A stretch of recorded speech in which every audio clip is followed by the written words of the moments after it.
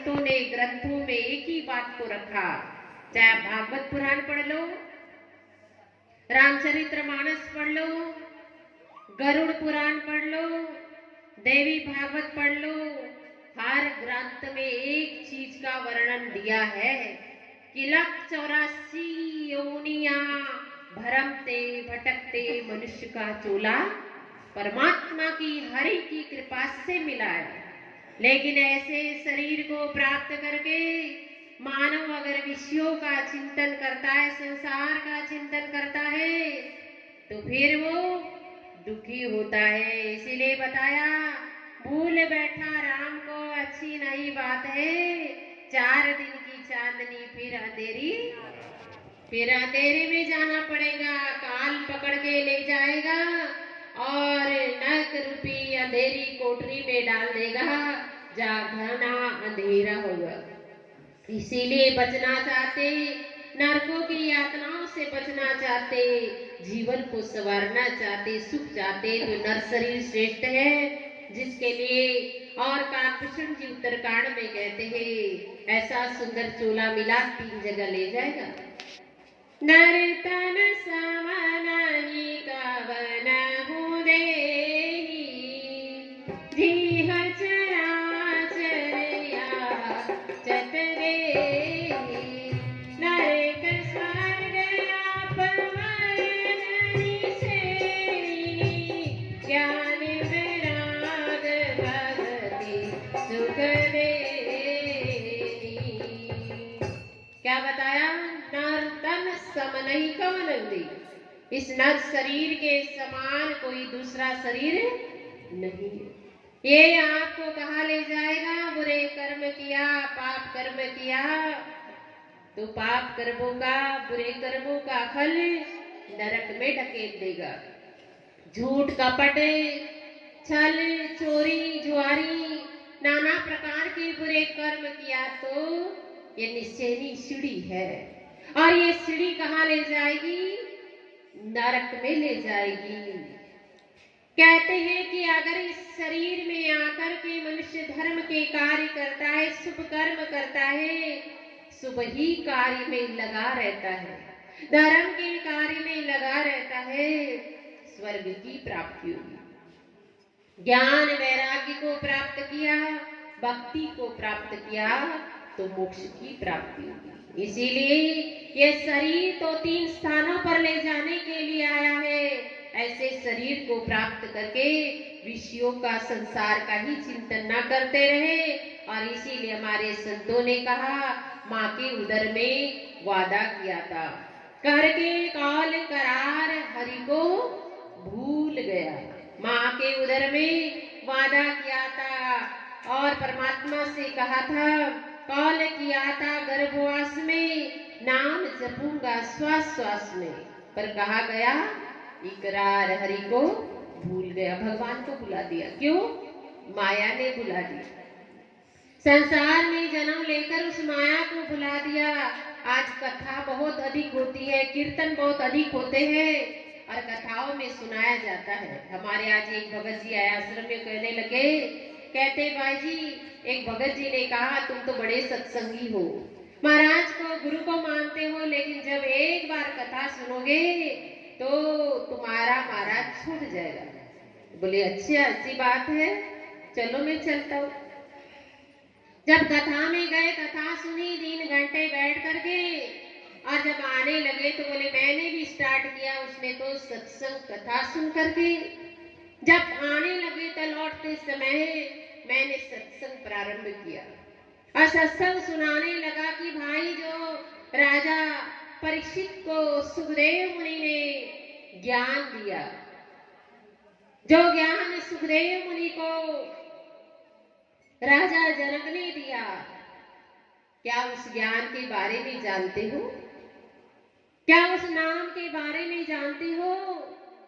जिस कथा को सुनाया, जिसको तुम कथावाचक को गुरु मानते हो, बताओ वो गुरु ने तुम्हें कौन सा मंत्र दिया?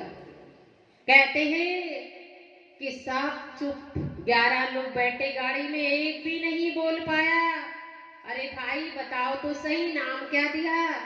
जिज्ञास से बोलने वाला राम कृष्ण हरे। कहते एक ने तो कहा मेरी थैली फट गई। बोले कौन सी? बोले गुप्त माला जपने वाली। तो गुप्त माला कौन सी है? हाथ में लेकर मनके की माला है, थैली में हाथ डाल के माला घुमाता। अब उस माला को तुम गुप्त माला कहते हो, तुमने जाना ही नहीं कि गुप्त माला क्या होती है। और उस ज्ञान को तो सदगुरु ने दिया हमें, और उस ज्ञान को तो सदगुरु महाराज ने समझाया हमें। वो माला तो अंदर है, मंत्र भी अंतर है। जो मन को नियंत्रित कर दे वो मंत्र है, और वो महामंत्र है। उसका ज्ञान सदगुरु बताते हैं।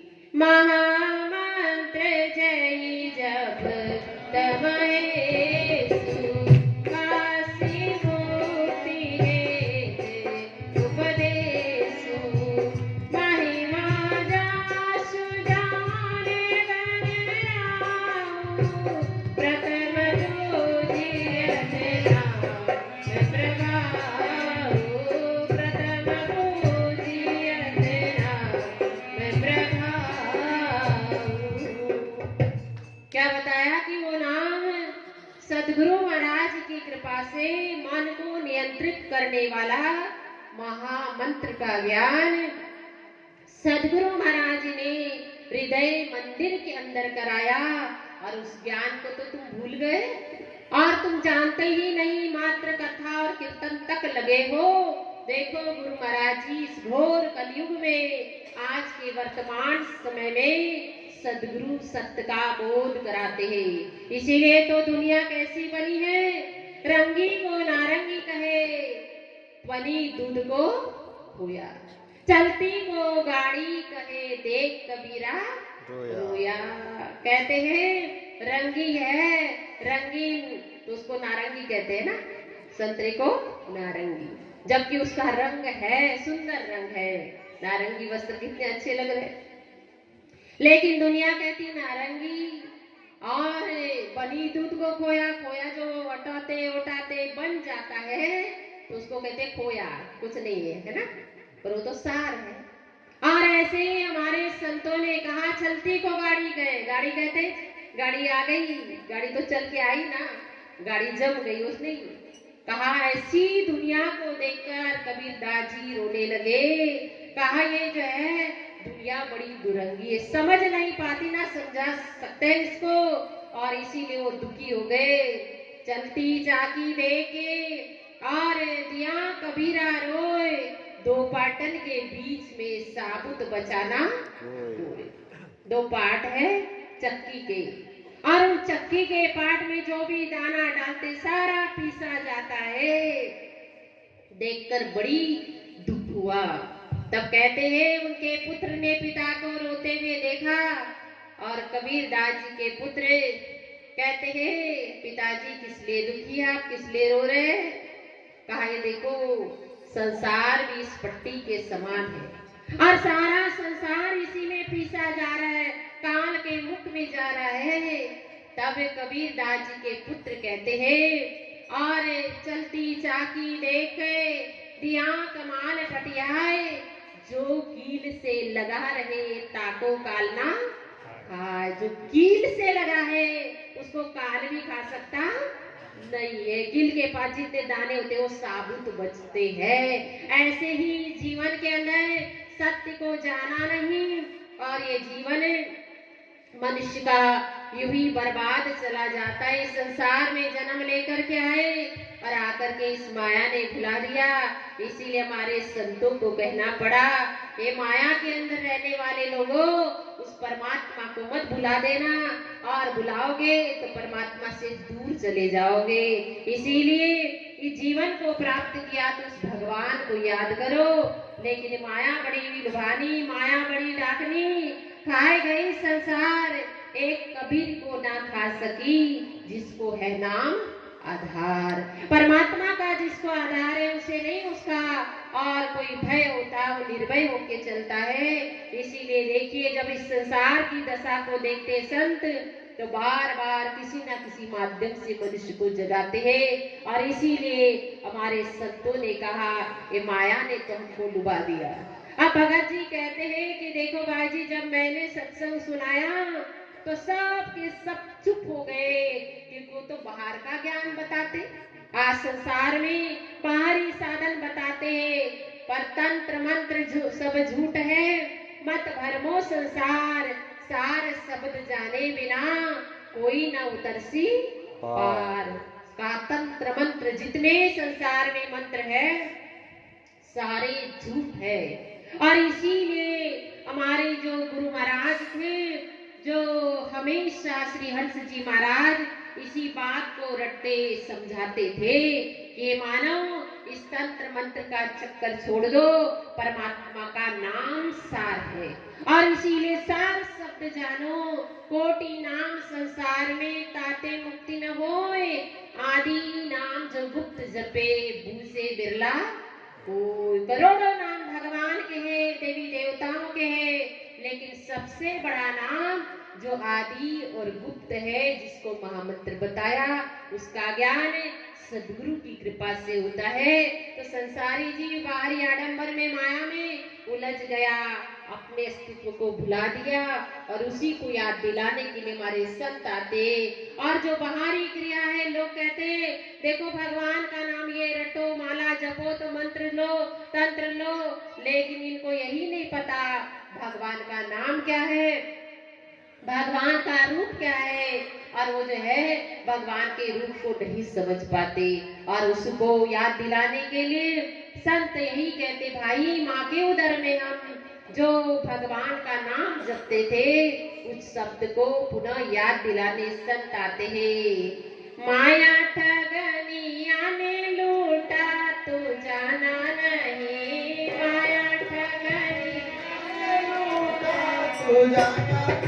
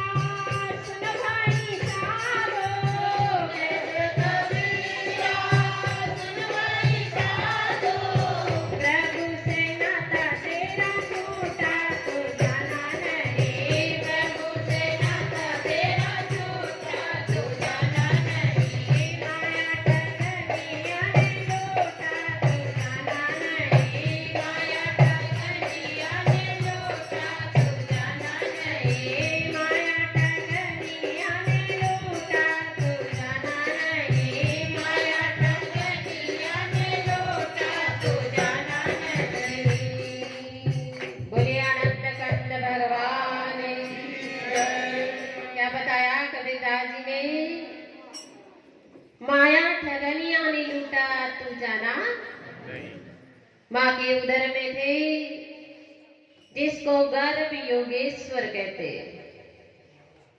सुखदेव मुनि माँ के उदर में नाम जपते थे। गर्भ में योग किया था, पूरा ज्ञान नहीं था। बाहर आकर के सीधे स्वर्ग जाने के उपरांत भी स्वर्ग में स्थान नहीं मिला, जगह नहीं मिली, बल्कि वैराग्य पूर्ण सत्संग रंभादि अप्सरा को सुना के आए, पर स्वर्ग में जगह नहीं मिली। क्यों? गुरु नहीं किया था, ज्ञान को नहीं जाना था। और वो ज्ञान का नाम का बोध करने के लिए सदगुरु के पास, राजा जनक के पास जाना पड़ा। और देखिए उस ज्ञान को, उस नाम को गर्भ योगेश्वर, गर्भ का ज्ञान, गर्भ गीता क्यों कहते हैं? क्योंकि हम जितने प्राणी यहाँ पर है सब माँ के उदर में भगवान का नाम का जाप करते थे, भगवान के नाम को जपते थे। जब उल्टे लटके हुए थे तब भी माँ के उदर में भगवान से जुड़े थे, कनेक्ट थे। माँ श्वास लेती है सीधा, और बच्चा जब गर्भ में उल्टा श्वास लेता है, और जब उल्टा श्वास लेता है तो श्वास के माध्यम से ईश्वर का जो मंत्र है, ईश्वर का जो नाम है, जो स्वरों में बैठा हुआ है, श्वास के माध्यम से, और वो माँ के उदर में लेता था।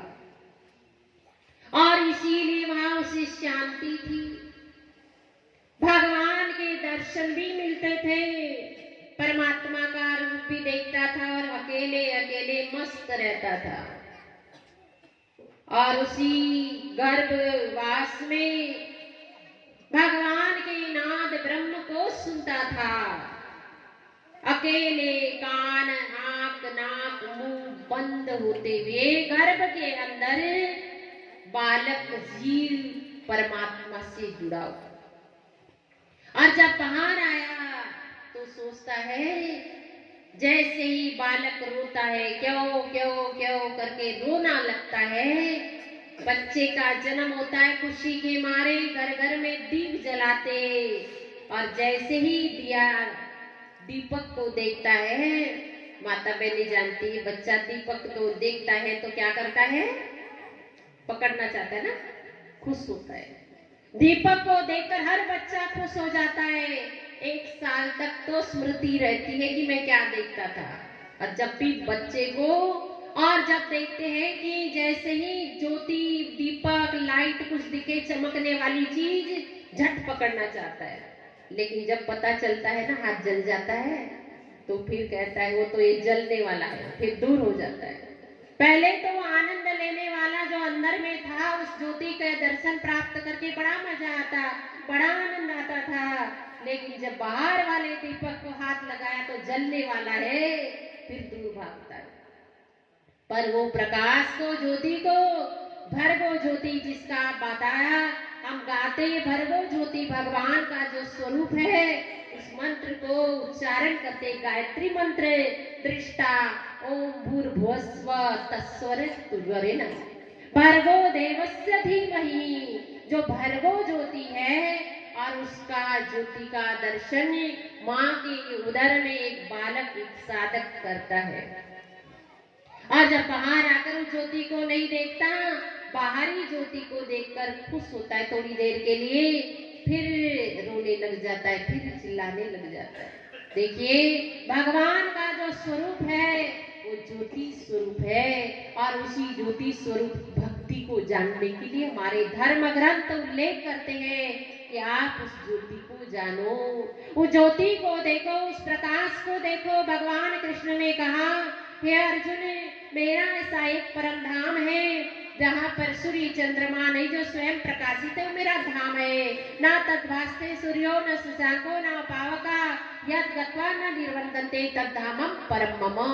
हे अर्जुन, ऐसा मेरा परम धाम है जहाँ सूर्य चंद्रमा अग्नि और ये प्रकाश बाहर का नहीं, जो स्वयं प्रकाशित है वो मेरा धाम है, वो मेरा स्वरूप है। और उस धाम का ज्ञान भगवान श्री कृष्ण ने अर्जुन को कुरुक्षेत्र के मैदान में दिया था, उसी भक्ति को, उस ज्ञान को। और देखिए, और उत्तरकांड में काकभूषण जी महाराज गरुड़ जी को समझाते कि भगवान की आज लोग भक्ति क्या कहते हैं, भक्ति कर लो भाई, भक्ति ऐसे होती है, कोई गुरु ने मंत्र दे दिया, माला दे दी, भक्ति हो गई। पर कहा ऐसी भक्ति नहीं, भगवान की भक्ति कैसे होती है, भगवान की भक्ति की व्याख्या। और आदि गुरु शंकराचार्य जी ने एक ग्रंथ रचा विवेक चूड़ामणि, और उसमें भी भक्ति की व्याख्या की। स्वस्वरूपानुसंधानम भक्त्यति अभिधीयते, अपने स्वरूप का दर्शन करना ही भक्ति है। पर हमारा स्वरूप क्या है पता ही नहीं। और उस बात को काकभूषण जी कहते हैं, परम प्रकाश रूप दिन राति, नहीं चाहिए कछु प्रियामृत बाती, राम भगति चेता बड़ी सुंदर, बसहि गरुड़ जाके उर अंदर। क्या बताया कि भगवान की भक्ति कैसी है, राम भगति चिंतामणि सुंदर, अति सुंदर चमकने वाली चिंतामणि है। और वो भगवान की भक्ति है, कैसी है, परम प्रकाश रूप दिन राति, दिन और रात चमकती रहती है। और उसको देख देख कर कौन सुख पाता है, अंधा देख देख सुख पावे, बात बतावी सारी रे। कौन, अचरज देखा भारी रे साधो, अचरज देखा। और बिना भूमि के महल बना है, तामे जोत उजारी। बिना भूमि का महल कौन सा है, ये शरीर है, 5 तत्व का बना मकाना। और तामे बोले मेरी नैना, कुछ लेना न देना मगन रहना। भगवान इस 5 तत्व के मकान में स्वयं विराजमान है, प्रकाश रूप में, ज्योति रूप में। और वो ज्योति हम सभी के अंदर है, तभी हमारा शरीर में टेम्परेचर है। आज सब लोग बैठे है ना, सब लोग बैठे, सबको ठंडी लग रही है, हमको तो ज्यादा ही लग रही है, इधर से खुला। तो जैसे ठंडी लगती है तो क्या होता है, हम आग को घिसते हैं ना। अब कहाँ से गर्मी आ रही है, हमारे शरीर में कुछ जल रहा है, आग लगाई बाहर तो हाथ सेक रहे लोग, पर अपन क्या करते हैं, हाथ को रगड़ देते हैं ना। हमारे अंदर में एक ज्योत जल रही है, और उस ज्योति के प्रकाश से पूरे रोम रोम में, और क्या हो रहा है, पूरे रोम रोम में गर्मी हो रही है। आप कोई कह दे हमने गर्म कपड़े पहने, सब कहते गर्म कपड़े पहने, स्वाल स्वेटर सब पहना, बाल्टी में भिगा दो वो गर्म रहेगा, पानी में नहीं रहेगा। क्यों नहीं रहेगा, पानी का काम ठंडा करना है, तो गर्म तो कपड़ा रहेगा नहीं। यानी कि कपड़े में गर्माहट नहीं है, किसमें गर्मी है, बॉडी में, हमारे शरीर में। अगर शरीर में नहीं हो तो बाल्टी में भिगा हुआ कपड़ा आपको गर्म लगने वाला नहीं है, ये सिद्धांत है। वास्तव में देखा जाए तो हमारे शरीर में ही हीट है, गर्मी है, टेम्परेचर है। और वो टेम्परेचर कहाँ से आया, मुर्दे में तो नहीं होता, होता है क्या, डेड बॉडी में कोई टेम्परेचर होता नहीं है, किसमें है, जीवित प्राणी में। तो कुछ जल रहा है ना, हमारे अंदर कुछ जल रहा है, और उसको हमारे संतों ने माँ की उपमा दी, भगवती की उपमा दी, भगवान की उपमा दी। दिल में ज्योति जल रही है, माँ सुहानी आपकी। क्या बताया, दिल में ज्योति जल रही है, माँ सुहानी आपकी। माँ की ज्योति जल रही है, भगवान की ज्योति जल रही है, और वो ज्योति स्वरूप परमात्मा, उसका भेद सदगुरु दर्शाते हैं। और सदगुरु जब उसका ज्ञान करा देते हैं तो जीव की बेचैनी खत्म होती है। आज लोग संसार में सबसे ज्यादा, देखिए अभी हमें एक बहन जी मिली, कहती भाई जी आजकल बड़ी उलझन है। मैंने कहा क्या उलझन है? कहने लगी जब देखो तब कहीं 13वीं में जाना है तो 10वें में जाना है तो इसमें जाना है। क्या हुआ, ऐसा क्या हुआ? बोले ठंडी है, पता नहीं क्या होगा, कहीं ना कोई जा ही रहा है, सब सटक रहे हैं। मैंने कहा भाई ऐसी बात है, ठंडी आती है तो जो बूढ़े वृद्ध व्यक्ति है वो तो अक्सर चले जाते। बोले नहीं ऐसी बात नहीं, युवा भी जाते। आजकल क्या हो गया, साइलेंट अटैक आता है, अचानक अटैक पड़ जाता है, यंग व्यक्ति भी चला जाता है। कुछ बता के आता है किसी को बता के आता। और बीमारियां भी इतनी भयंकर। और एक गांव है, महद गांव में, बाई बताने लगी, कहने लगी एक बाई जी हमारे रिलेटिव है, अचानक ऐसा हो गया, उनके समधी ने कहा हम चारों धामों की यात्रा करते चलो पिछले साल। तो बोले नहीं मैं बाद में जाऊंगा। अब क्या हुआ कि इस वर्ष वो अचानक इतने बीमार पड़ गए, अब पछता रहे कि मैं क्यों नहीं गया। अब कहते हैं कि चलना भी मुश्किल है, रस्सी टांग दी, रस्सी को पकड़ पकड़ के जाते टॉयलेट बाथरूम, बड़े मुश्किल से चला ही नहीं जा रहा है। ऐसी अचानक क्या बीमारी होगी, 20 डॉक्टर चेंज कर लिए, लेकिन किसी डॉक्टर का कोई इलाज और ना ही बीमारी का कुछ पता चल रहा है। अचानक शरीर गलता जा रहा है, ढीला पड़ रहा है हाथ पैर, कुछ काम आता, बड़ी बड़ी उलझने, बड़ी बड़ी नई बीमारियां। और इनमें से अगर इंसान को देखा जाए, संसार की कोई भी वस्तु हमारे साथ जाने वाली किसी के साथ नहीं है। इसीलिए हमारे संत कहते हैं राजा हो या रंक भिखारी सब है चौकीदार, कुछ तो आकर चले गए कुछ जाने को तैयार।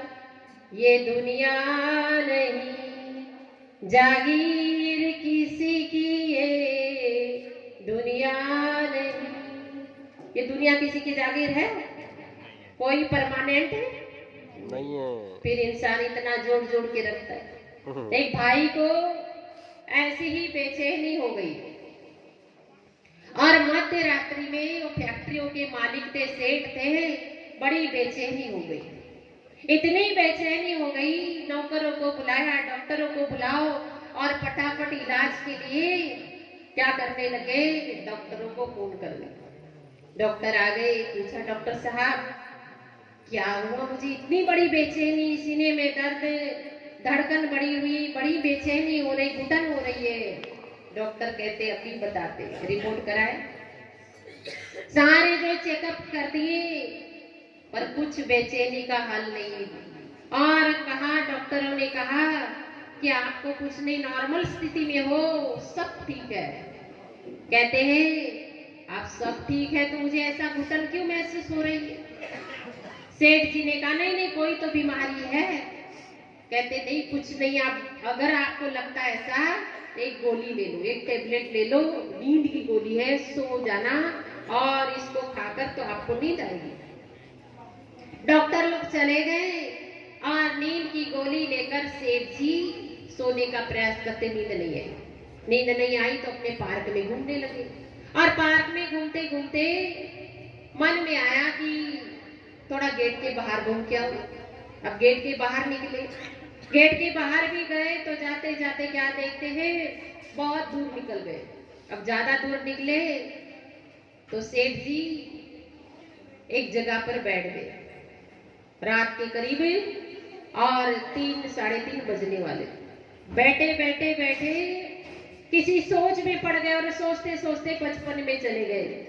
मैं बच्चा था तो ऐसा था, तो वैसे खेलता, कॉलेज के दिन थे तो स्कूल के दिन थे, और उसी खोने में और मस्त हो गए। फिर जीवन के स्ट्रगल को देखने लिए, एक दिन मेरे पास कुछ नहीं था, साइकिल नहीं थी तो मोटरसाइकिल नहीं थी तो गाड़ी नहीं थी, तो आज तो गाड़ियां, कार, बंगले सब कुछ है। और उस चीज को याद करते करते खो गए। इतने में क्या हुआ, एक कुत्ता आया और कुत्ते ने जूता उठाकर, जैसे ही कुत्ता भागा तो सेठ जी उसके कुत्ते के पीछे चले। और जब पहुंचे तो क्या देखते हैं, झुग्गी झोपड़ियां है। अब झोपड़ियों के पास में गए और झोपड़ी के पास क्या देखते हैं कि एक महिला के रोने की आवाज आ रही है। एक महिला बहुत तेज से रो रही थी। जब उसको रोते हुए सुना तो सेठ जी के मन में आया, अरे एक महिला रो रही और चलो पूछना चाहिए। लेकिन तुरंत मन में कौन झंझट में फंसे, चलो अपना जाते। 4 कदम चले पर फिर विचारा एक बार तो पूछ लेना चाहिए क्या बात है। अब जब सेठ जी उस महिला के दरवाजे पर गए, खटखटाया तो अंदर से दरवाजा खुला। महिला ने पूछा, महिला से पूछने लगे, दीवार पे सिर पटक पटक के रो रही हो बहन, क्या हुआ?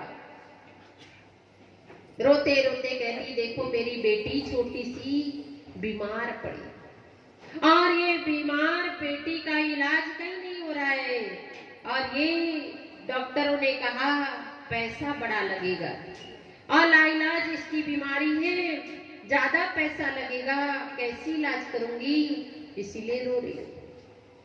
तो सेठ जी तो कर्म पे विश्वास करते हैं ना। आजकल भी लोग कहेंगे हम तो बाजार नहीं करेंगे तो हमारा पेट कैसे भरेगा, है ना। हम काम पे नहीं जाएंगे तो हमारा पेट कैसे भरेगा। सेठ जी ने कहा कर्म करो, कर्म करोगे तो फल मिलेगा। कहाँ काम करती हो? उसने कहा घर घर भी बर्तन मांजती हूँ और बर्तन मांज के जैसा मुझे मिलता है उसी से गुजारा करती, माँ बेटी यहाँ रहते। सेठ जी ने कहा फिर उनसे मदद मांगो। वो कहती मैं उनसे भी मांग के हार गई, कहीं से मुझे कोई मदद नहीं मिली। सेठ जी ने कहा तो रोने से क्या होगा, कर्म करो। अब रोने से क्या होगा? तो बहन कहती मैं तो रोती नहीं, मैं हिम्मत करके काम कर रही हूँ।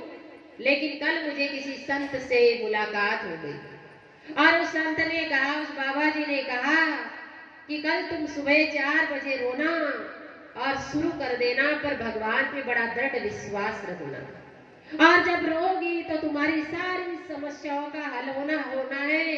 पर एक बात याद रखना, एक पल भी भगवान के चरणों से मन को नहीं हटाना, भगवान के श्री चरणों में अरदास लगाए रखना, वही तुम्हारी समस्या का हल करेंगे। अब भगवान के बारे में बताया और इतना दृढ़ विश्वास से 4 बजे रोना। सेठ जी को दया आ गई। सेठ जी ने कहा कि देखो तुम्हारी बेटी का जितना इलाज का खर्चा होगा सारा का सारा मैं दूंगा, तुम इससे अब भी एम्बुलेंस बुलाता हूँ और सारा जो है और इसका इलाज कर लो। और जैसे ही उसका इलाज के लिए सेठ जी ने कहा पर एक बात याद रखना, सारे घर के काम छोड़ देना मेरी फैक्ट्री में और काम में लग जाना और लग करके काम करोगी तो क्या होगा, तुम्हारा जो है और तनख्वाह भी मिलेगी, तुम्हें पगार भी मिलेगा, तुम्हारे बेटी का इलाज पानी भी होगा। देखो और उसी और बात को रखते हुए और सेठ जी ने कहा और चल दिए। चलते चलते घर की ओर आए तो क्या देखते हैं,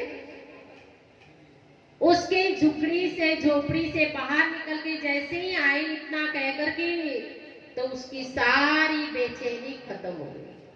कहते हैं कि मैं इतनी देर डॉक्टरों का इलाज करके बाहर घूम के मेरी बेचैनी खत्म नहीं हो रही थी, लेकिन परोपकार का काम करके तुरंत उसकी बेचैनी खत्म हो गई। इसीलिए जीवन के अंदर मनुष्य परोपकार के कार्य में लग जाता है। यार दुनिया के अंदर बहुत सारे और कमाता है और कहा संसार से कुछ भी लेके जाता नहीं। इसीलिए हमारे संत कहते हैं जोड़ लो हीरे मोती, लेकिन याद रखना कफन में जेब नहीं होती। कफन में किसी के जेब नहीं होती, संसार में यही रहता है, कर्म ही हमारा साथ जाता है। इसीलिए हम अच्छे कर्म करें, परमात्मा का भजन करें, सदगुरु की याद करें और परमात्मा की याद करते हुए, भगवान की याद करते हुए अपने जीवन को कृतार्थ करें। इसीलिए हमारे संतों ने एक ही बात कहा कि संसार के कार्य करते हुए कर से कर्म करो विधि नाना, मन राखो जा कृपा निदाना। मन के परमात्मा की याद करते हुए अपने जीवन को कृतार्थ करेंगे। तो एक छोटा सा 2 कड़ी का भजन होगा, आप सभी लोग गाएंगे, उसके बाद आरती होगी। बोले आनंद कंद भगवान की, सच्चे दरबार